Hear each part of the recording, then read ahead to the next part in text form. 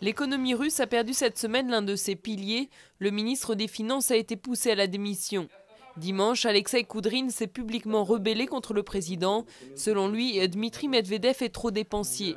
La réaction du Kremlin ne s'est pas fait attendre. Si vous n'êtes pas d'accord avec le président, et c'est bien la politique du président que le gouvernement applique, alors vous n'avez qu'une seule possibilité, et vous savez laquelle. Vous devez démissionner. Libéral respecté de l'Occident, adepte de la rigueur budgétaire, Alexeï Koudrine était en poste depuis 11 ans. Il était devenu le symbole de la stabilité après le chaos économique des années 90 en Russie. Koudrine a fait beaucoup pour redresser les finances ces 10 dernières années.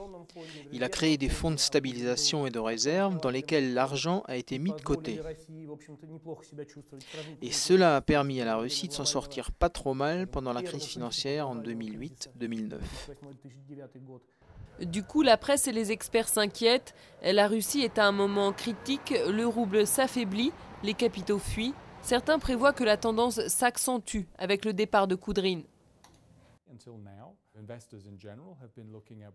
Jusqu'à maintenant, les investisseurs regardaient surtout ce qui se passait en Europe et aussi aux États-Unis. La Russie avait l'air moins touchée par la crise.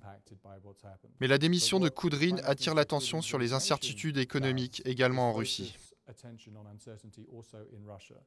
Un duo a été nommé pour remplacer Alexeï Koudrine, mais il se peut que celui-ci revienne vite à la politique, peut-être comme conseiller de Vladimir Poutine, dont il est un proche depuis 20 ans.